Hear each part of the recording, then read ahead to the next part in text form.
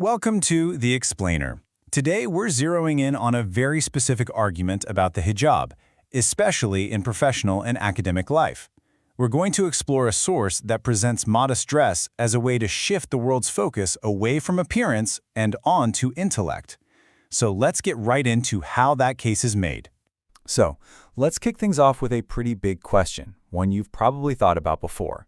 In a world that can be so focused on how we look, how do we make sure we're actually valued for what's in our heads?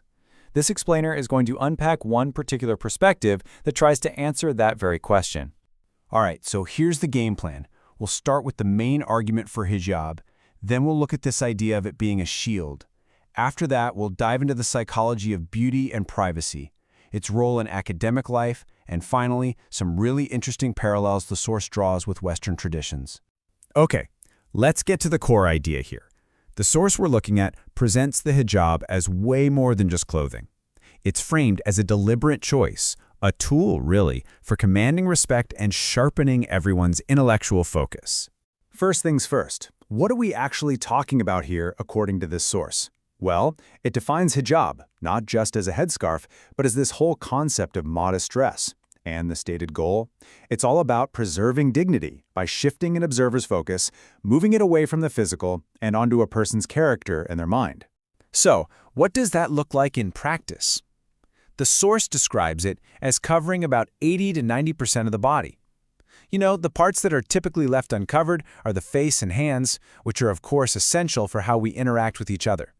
The logic presented here is that by doing this, you're redirecting attention away from areas that might get unwanted focus. Okay, so that brings us to our first big idea. The source frames the main job of the hijab as being a kind of shield. But a shield from what, exactly? This quote from the source really gets to the heart of it. It kind of flips the common narrative on its head. The argument isn't that hijab is about confinement, but actually about liberation. The shield, from this perspective, gives women freedom from being judged on their looks, which in turn allows them to participate more fully and on their own terms in public life.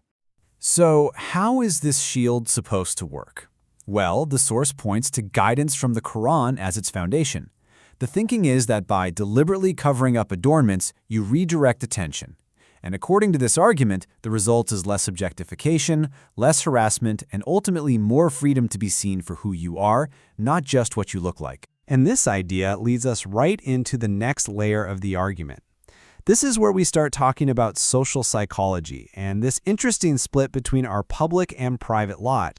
The source draws a really clear line here between two different parts of life. In public, it argues, displaying physical beauty can sometimes lead to interactions that are, well, pretty superficial. But in private, within a marriage, that same beauty is framed as something special, something that builds intimacy. So you see, the point isn't to erase beauty, but to be really intentional about where and when it's shared. The text also dives into the potential psychological cost of not making that public-private distinction. It brings up a 1997 study on something called self-objectification. You know, that's when you start to see yourself as an object through other people's eyes. That study linked this process to higher anxiety and lower self-esteem.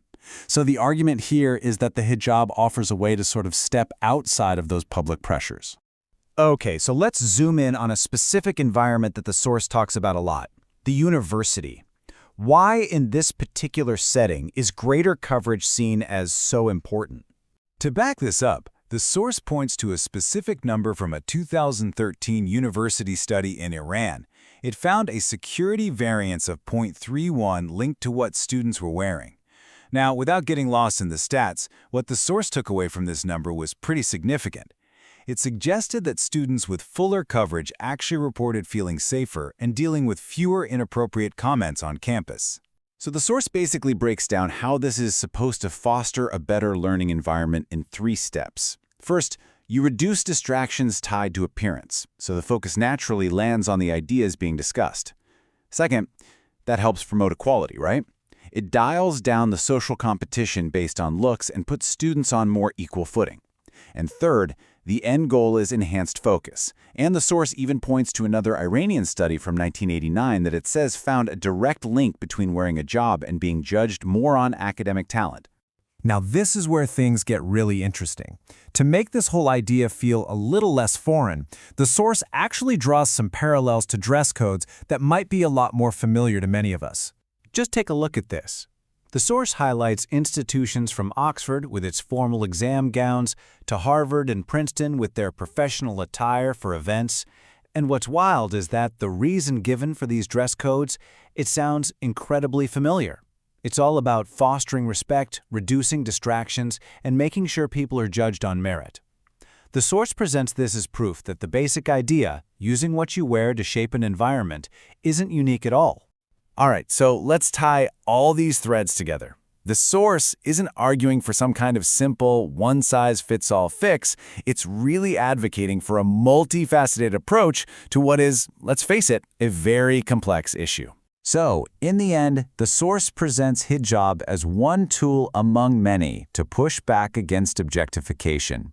And it even connects this goal to feminist principles of opposing hypersexualization. But, and this is a really critical point in the text, it says very clearly that clothing by itself is not a silver bullet. It argues that true lasting change requires a combination of things like cultural education and stronger laws, working right alongside choices about personal attire. And that really leaves us with a final thought to chew on.